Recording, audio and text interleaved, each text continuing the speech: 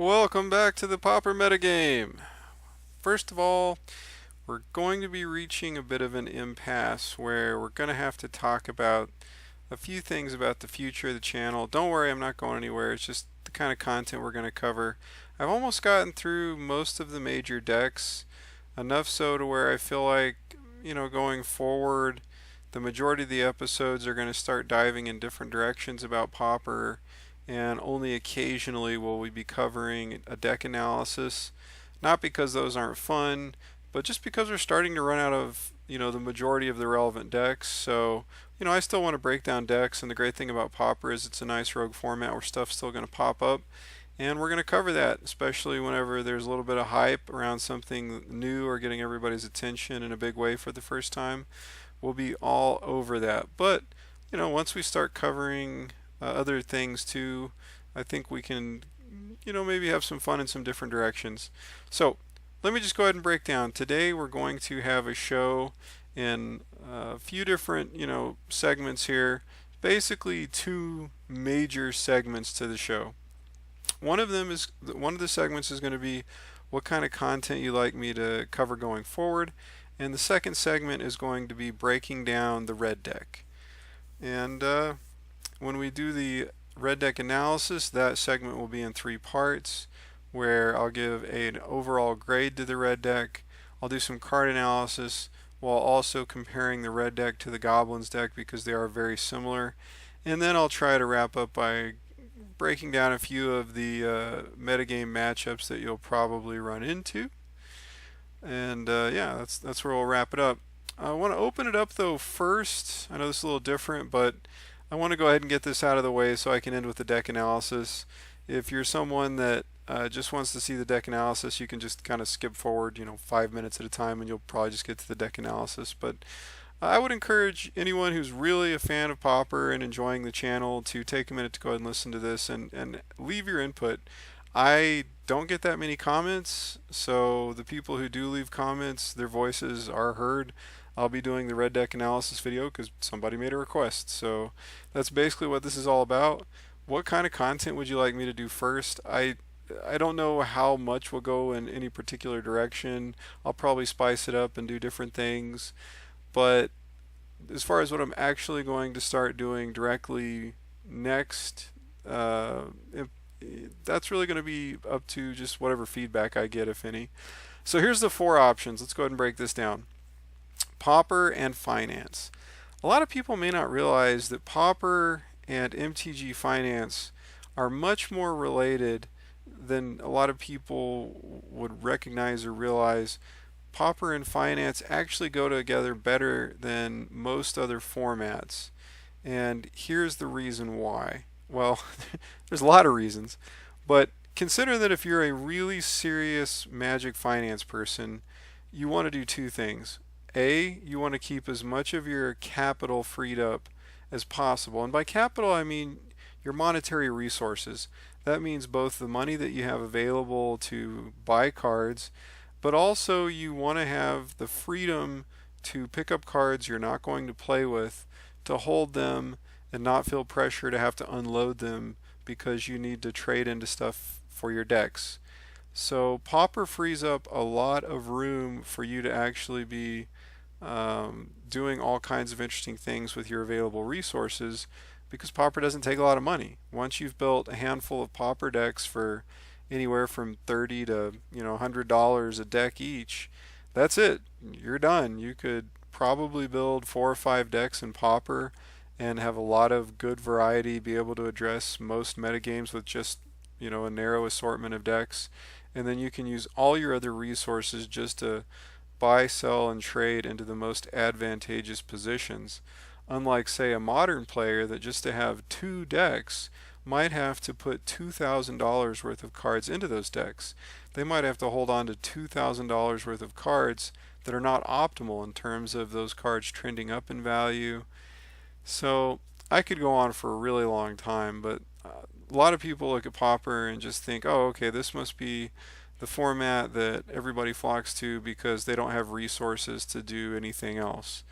I definitely have the resources to do other things. I'm in the process of building an extensive modern collection right now on paper, and only because Pauper's not sanctioned. So I guess I'll have to play some modern until I could actually play Pauper.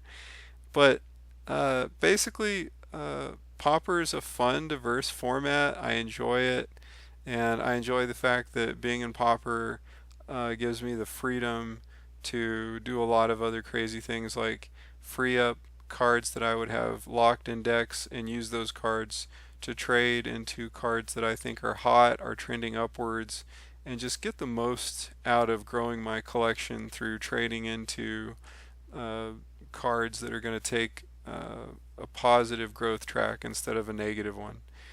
So anyway, I could go on and on and on about the tie-ins between Pauper and finance. Pauper just gives you tremendous freedom, and I would definitely be open to talking about all kinds of ins and outs that connect the two. The next option is some videos talking about a unified Pauper ban list.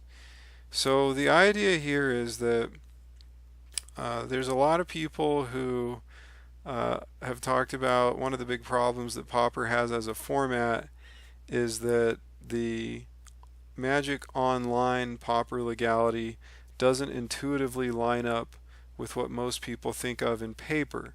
Because when you tell people Pauper is an all commons format, there are tons of cards at common in paper that are not legal online on Magic Online because those cards were released at uncommon. There's also a handful of cards that only exist at uncommon in paper that are legal in Magic Online. And I actually think that the situation could be resolved. I don't know if I wouldn't say easily, but I think reasonably. Because when you look at formats like Legacy and Modern, they have very extensive ban lists, and nobody, seems to make a huge deal out of this that, people are going to get vastly confused and accidentally bring banned cards to tournaments. There seems to be confidence that as long as there's a list, even if that list has 50, 60, 70, even 100 cards, that's fine. People will figure it out. They'll learn how to cross-check their deck against banned cards. A culture will develop where players will explain this to other players and it'll sort itself out. And I actually think that Pauper is not a particularly big deal because I think you could create sort of a unified Pauper format for physical paper where all you would have to do is ban the problematic cards.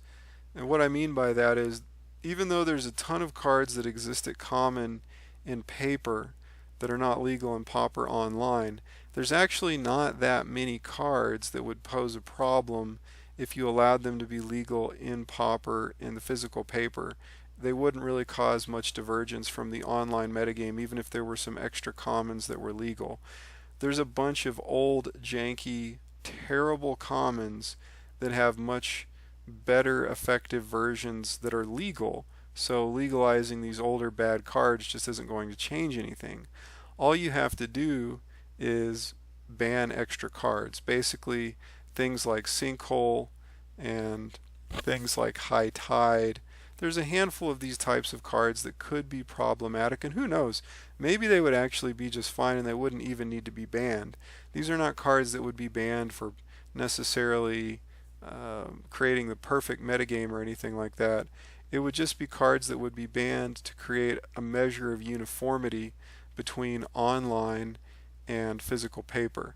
What I'm basically saying is you don't have to ban every single card that isn't legal in Magic Online so that there's uniformity. You actually would have a fairly small, relatively speaking, ban list where you would just need to ban the cards that are not legal online, that haven't been tried and tested there, and could cause problems. And it's really not that many cards. Once you've banned those cards, you would have an addendum. And the addendum to the ban list would simply say, even though these cards exist at uncommon, they are legal in Pauper, even though they've never seen a common printing. And this wouldn't be a huge problem either because it's also a relatively narrow subset of cards. I think I don't know, I'd have to go double check, but it's under 30 cards, I think. So you could actually compose between this addendum list of uncommons that are legal in Pauper and a ban list that just basically banned all the high-powered or potentially problematic commons. You would you would basically probably have a list of about maybe 50 cards to keep up with, which would be comparable to the ban lists that are kept up with in Modern and Legacy. So overall, I don't think this would pose a huge problem.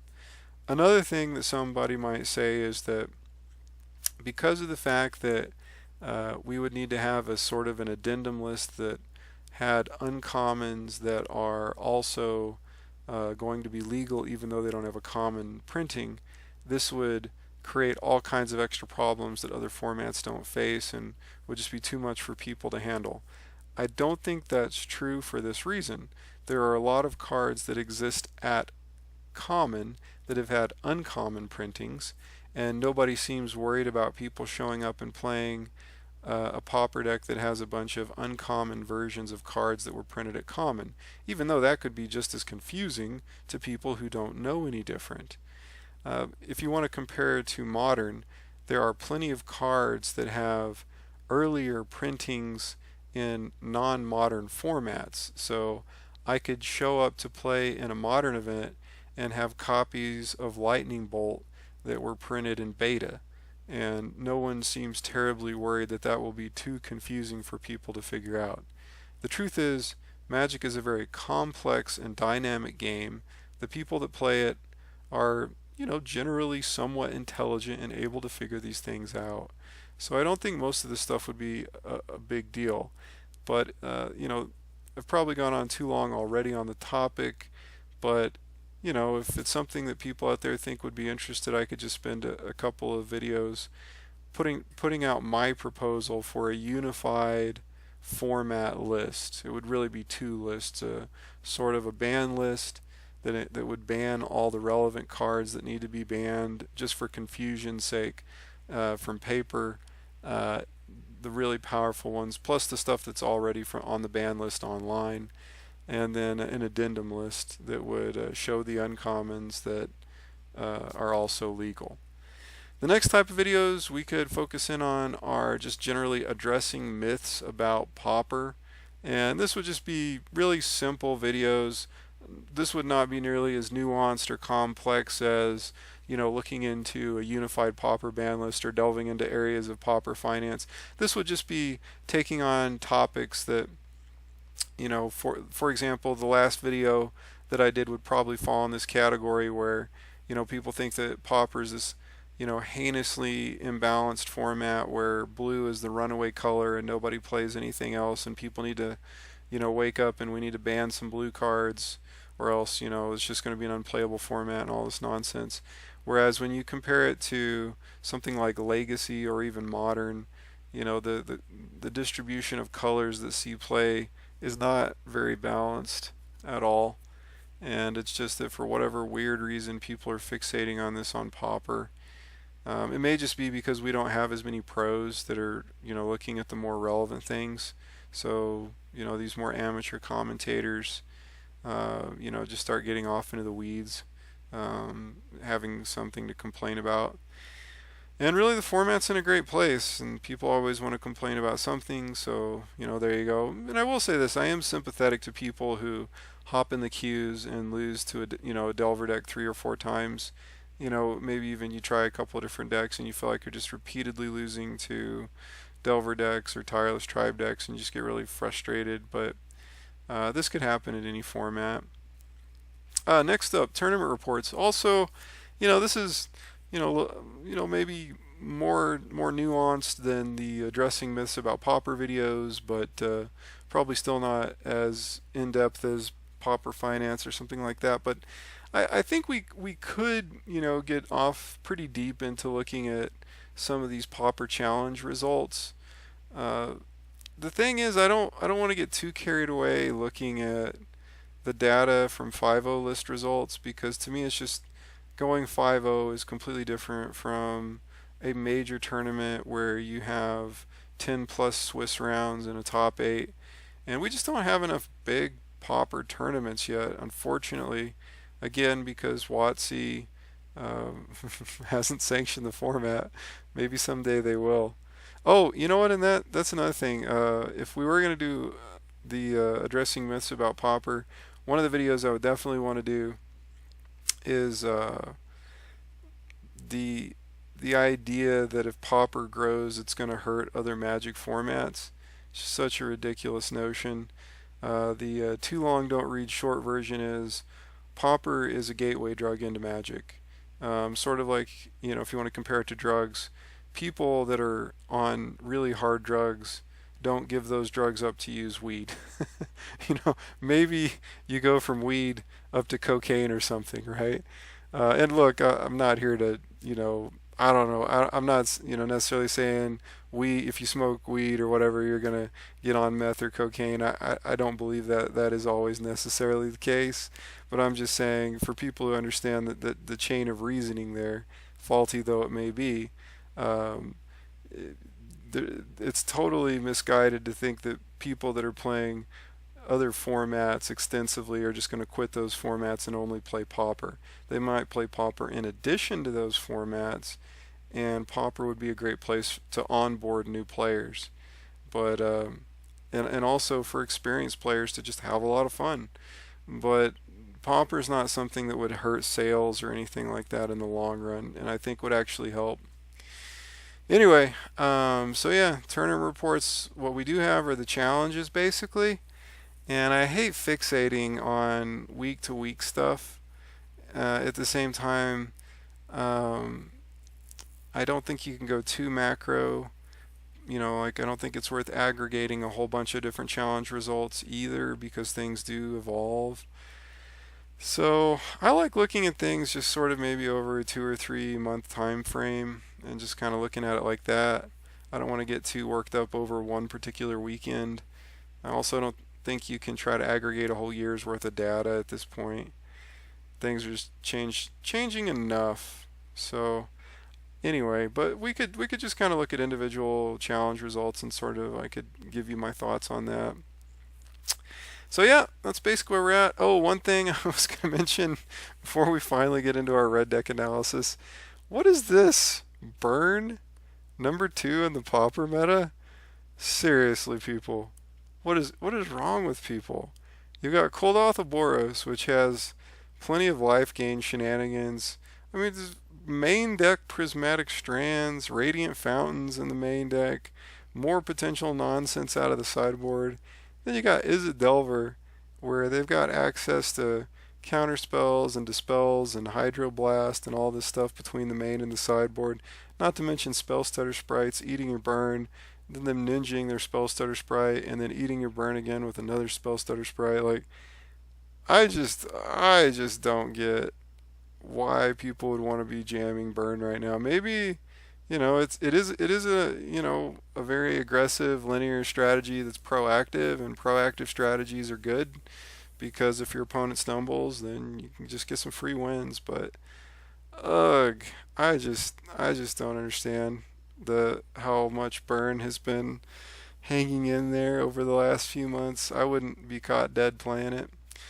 But hey, if you're having success with it, I tip my hat to you. I don't think it's a terrible deck or anything. Don't get me wrong. Burn's great. I actually think the style of play is very interesting. The variety of options and how you compose the lists are interesting. I'm not just bagging on Burn because I don't like the archetype or anything like that. Nothing to do with it. I'm just saying that with the way you've got Koldath Boros and these Delver decks camped up at the top of the metagame, I just don't understand why people would keep jamming Burn. Although I will say this, speaking again of myths and misconceptions about Pauper, there's not as much Delver decks in the queues as people might think. I was running my Jeskai list. I haven't been playing much over the last couple of weeks, but I've been really busy. I've been doing a lot with physical Magic cards. So I did a lot of Magic redemptions here recently, so I'm just trying to process all of that. I got over 20 M19 sets that came in, so I'm just kind of sorting my way through all that stuff. and trying to trade and sell and get everything lined out. But I just, I just don't understand playing Burn right now. Other than the metagame's still very diverse. One of the myths a lot of people might not realize is that when you hop in the queues, you're not going to run it as a Delver all the time. I actually, when I was playing, my Jeskai deck is really good against Izzet Delver, and I'm always excited to see it, so I'm always looking for it. So I actually probably feel differently than a lot of people where I'll just notice where I'll go a couple leagues and maybe not even see a Delver deck, so and when I do see them, it's usually just maybe once per league, on very rare occasion, two per league. So even though Burn may not be all that well positioned against Izzet Delver and Kuldothaboros, probably its proactive game plan will work, and there's still a broad, diverse meta, contrary to what some people might think. And Burn, I guess, is okay against some of the field. All right, for those of you that have been patient, I'm going to put in the show notes that you can just skip to the about the 21-minute mark to actually start the deck analysis. So here we go. Red deck without further ado. All right, so here we have the red deck. It's important to point out that you can compose this list in several different ways. I probably better address up front some of the key nuances between the quote-unquote red deck versus goblins, because you're going to see that Foundry Street Denizen is going to go in both the red deck and the goblins deck. Same thing with Bushwhacker, same thing with Goblin Cohort. Where we start to deviate is the Jackal Familiar is something that will get cut from typical goblin lists a fair amount of the time. This goblin list is not a normal goblin list. This is sort of a tech goblin list that I'm looking at today, and it definitely is doing something unique. Another thing is, so again, the Mog conscripts will go in the red deck and the goblins list a lot of the time. Burning Tree Emissary might go in goblins lists, but it also might not. But it always goes in these red deck lists. Now here's an interesting one. The Mudbrawler Cohort will go in the red deck list, but even though it's a goblin, typically it's not in the goblin lists. This deck is trying to focus in on these 2/2 hasty beaters. So Mudbrawler Cohort gets slotted in here, even though it's goblin. Funny enough, you're more likely to see it in a red deck than a goblin deck. Sparksmith is pretty cool, pretty sweet. You could play it in either list, but you're more likely to see this in the goblin lists than these typical red decks. So it's a little bit different for this particular person jamming these Sparksmiths in here. I'm not saying it's bad, and I'm not saying he's the first player to do this or whatever, but typically I think you're less likely to see these here than in the goblin lists. Valley Dasher, you're not going to see in a goblins list. You will see it in red deck. And the Goblin Heel Cutter, you may see it in goblin lists from time to time, but it actually is a mainstay of the red decks. It's just a definite auto include. Also, these mutagenic growths, you're probably not going to see in goblin lists because they're trying to get that critical mass of goblins to hit all the synergies, whereas the red deck list, as you may note, has a whole boatload of creatures that are probably in the 2 power range. So by utilizing mutagenic growth, you can bust your way through some impasses, 4 toughness creatures. Also, if somebody throws a lightning bolt at one of your critters, you'll be able to save your creature in response with a mutagenic growth, which is nice.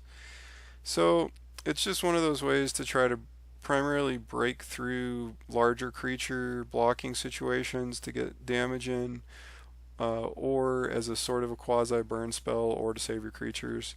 And it's fairly typical for these lists that are going to play a set of lightning bolt. It's also not unusual for there to be a fire blast or two included in these red decks, although I think going without fire blast is fine. Now that we understand that, let's talk a little bit about basically what the deck is trying to do. Oh, I should also mention the 17 land count is probably basically where you want to be. You want to be able to land a turn 1 Foundry Street Denizen, ideally. So here in this list they're only running 2 copies, and I don't feel great about that. I would probably be inclined to cut maybe a Jackal Familiar or a Goblin Cohort or something. I'd prefer to run my full play set of Foundry Street Denizen just because it's so good. In situations where you turn 1 Foundry Street Denizen and then turn 2 Burning Tree Emissary into a Mud Brawler cohort, and then you're able to just attack with your hasty 2/2 creature and a 3/1 and go to the dome for 5 on turn 2. Just good feeling. And this deck really is all about gold fishing. There are very few decks that have as much upside and downside. Oh, I am just kind of all over the place today. I guess I should give the grade here. So this deck is basically, I'm going to say C plus with an asterisk, and this is going to be one of the very few decks that I grade with an asterisk. The reason is that this deck has tremendous upside and tremendous downside. This is a very swingy deck. You're going to have matches where you just feel like you never had a chance to win, and you're going to play some matches where you feel like you couldn't possibly lose with the way the opener went. So I'm grading this deck C+, but if you get hot with this deck, it can be amazing A+. There's just a ton of variance, and overall I give it C+. Here's the reason. Because you're utilizing Goblin cohorts, Goblin cohort can't attack unless you've played a creature spell this turn. Jackal Familiar can't attack or block alone. Mog Conscripts can't attack unless you've successfully cast a creature spell this turn. That is 12 creatures that cannot attack unless certain conditions are met. That is a little bit of a beating, and there's more. Mud Brawler cohort only gets +1/+1 as long as you control another red creature. Valley Dasher always has to attack, and Foundry Street Denizen is quite good, but it's just a 1/1 if you're unable to cast any other creatures. So there's just all kinds of conditions, and to cap it all off, you do want to have a little bit of reach. That's one of the benefits of playing red. So having Lightning Bolt, reach, versatile removal, this makes a lot of sense. You also need something to help you jam through, so having some mutagenic growths also I think makes sense in the list. But having these 7 non-creatures also dilutes the consistency that you need for your Goblin cohorts and your Mog Conscripts and the Jackal Familiar. So you can run into scenarios that are not pretty where, say, you happen to open up your hand and you've got 3 land, a mutagenic growth, a lightning bolt, a Jackal Familiar, and a Goblin cohort. And you mulligan and you end up with basically the same hand, only, -1 card or whatever. And this is going to be a very sketchy situation where, maybe you get a Goblin cohort and a Jackal Familiar out. They remove your Jackal Familiar and you don't draw a creature. You just start drawing Lightning Bolt after Lightning Bolt, and you're just sitting there without enough direct damage to kill your opponent. You don't have the burn to get there, but your creatures are worthless. You could also have a different scenario where you've got a Jackal Familiar out and they kill all your other creatures, and you just have a Jackal Familiar that can't do anything. There's a lot of scenarios where you can have some real epic feel bads. But if your hand draws out just right, where you manage to land a Foundry Street Denizen, and then you throw out a Burning Tree Emissary into a Valley Dasher, this is some pretty nice stuff. Maybe another scenario is you get turn 1 Goblin cohort, turn 2 Jackal Familiar and a Mog Conscripts, and then next turn you go Bushwhacker plus another Jackal Familiar or whatever, with the Jackal Familiar coming down first, of course. I mean, you can just have these, because you have all these 1-mana 2/2s, you can have some of the most explosive, and not to mention because you're running Burning Tree Emissary and Magical Christmas Land, the turn 2 where you chain out 3 Burning Tree Emissaries, and then turn 3 Goblin Bushwhacker. So the deck can do some powerfully explosive stuff, and then as long as we're in Magical Christmas Land, on turn 4, after you've broken your opponent down to nearly nothing, they start to crawl back in and recover, throw out a brick wall of blockers, or start blowing up all your creatures. You just bolt them out anyway. Good game. So when you really hit your explosive starts, the deck can be really powerful, but it does have some major Achilles heels issues in terms of the requirements that are on 12 of its 1-drops to actually be able to attack, and the fact that you're trying to mishmash these creatures while also running 7 non-creature spells, and then of course you got to have some land, and so it's a balancing act where basically you need a certain amount of luck on your side. Goblin Heel Cutter is also really good in this list. You don't typically want to actually cast Goblin Hill Cutter. You want to use the dash ability. Most of you probably already know this, but whenever Goblin Hill Cutter attacks, target creature can't block this turn. And by utilizing dash, it just allows you to keep the Hill Cutter off the board where your opponent can't use the sorcery removal to kill it. And then, there's going to be some situations where you will want to play out the Hill Cutter, where it'll make sense. But if you're curving out on everything else, you're probably going to have an empty hand where you can just keep using the dash off of your Goblin Hill Cutter at the end. I mean, if you only have 3 mana available, you're going to need to weigh out other things, like what happens if, next turn I draw a lightning bolt and I can't dash and bolt my opponent, and you got to plan out those kind of things where it might matter, and you might need to play your Goblin Hill Cutter. But by the time you actually have the 4 mana to cast your Goblin Hill Cutter, with 4 mana you can probably dash plus play a whole, lot of your other spells in your deck anyway. But the effect that Hill Cutter has in being able to prevent other creatures from being able to block is quite powerful, again, because your 2/2 creatures can be brick walled by a lot of different things. So your game plan's pretty straightforward. Just try to get in there, go to the dome, annihilate your opponent as quickly as possible. As far as these Sparksmiths, it's kind of cool, but I don't think this is really where you want to be. I definitely don't like the 4 copies. Like, if I was going to do Sparksmith, maybe actually what I really do is run 2 copies with the 2 Foundry Street Denizens, and maybe have 2 more Sparksmiths in the sideboard. As far as the sideboard goes, we got some cute kind of deck tech here with the Immolating Soul Eater. It's cute, but I'm going to go with no. This might be where I would stick the Sparksmiths. And then Flaring Pain's fine. Pyroblast is okay. Be careful on Pyroblast. It's the same kind of problem you run into with Burn, which is you want all of your cards to be going a long way towards killing your opponent. Everything needs to chip in and do its part. Against the blue deck, if you Pyroblast one of their blue cards, yes, you're doing something that's very mana efficient and reasonably powerful, but you're also, using a card that's not doing any damage to your opponent, even when you exercise its game plan as effectively as you could hope for. So Pyroblast is okay, but just be careful. Gorilla Shaman, affinity hasn't really been huge lately, and I don't really like Gorilla Shaman against Boros Monarch and stuff like that. I don't think it actually does enough. So I don't know. I don't know if I'd actually be running. I think what I would actually prefer in this slot is the 2 mana destroy target artifact, deal 3 damage to target player. This particular moment in time, it seems to be evading me. But Goblin Vandal, again, we've got more artifact stuff that I really don't think is necessary. And then Forge Devil, Elect Trickery. I'd probably want to have more copies of Elect Trickery just to make sure you've got a wider range of options against Delver decks and various fairy decks and elf decks and token decks and all this kind of nonsense. So I'd probably restructure this sideboard a little bit.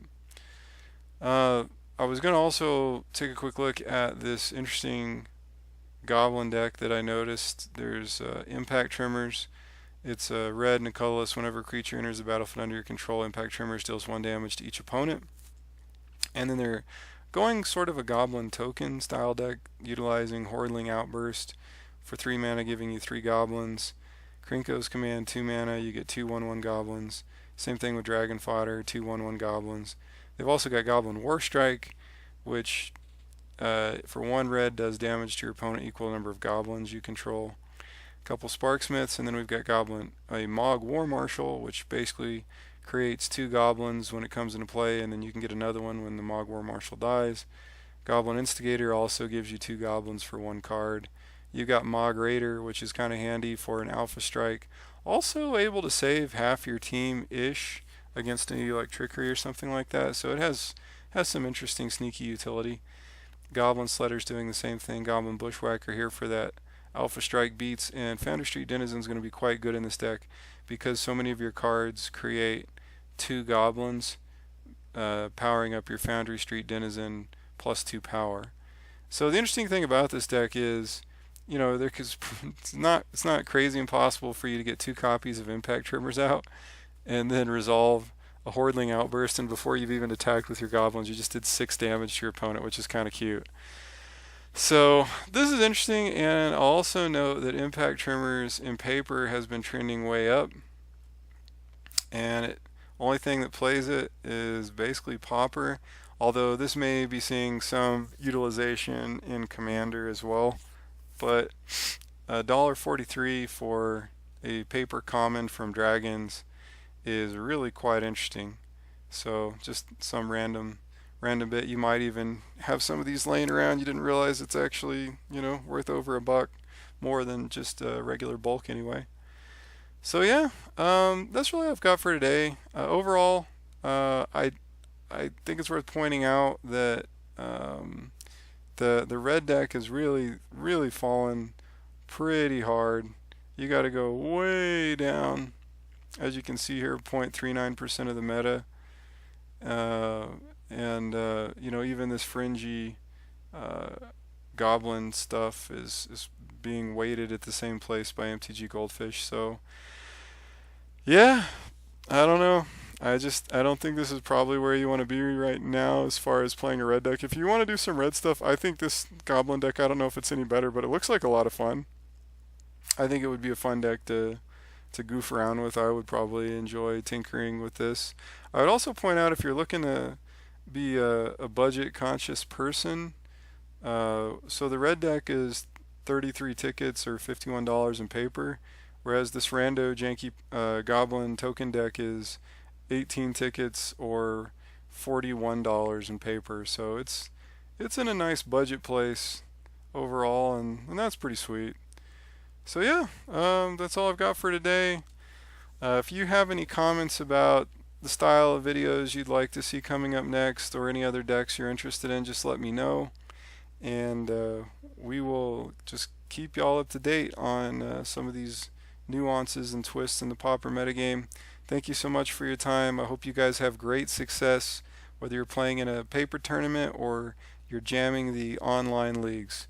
Peace!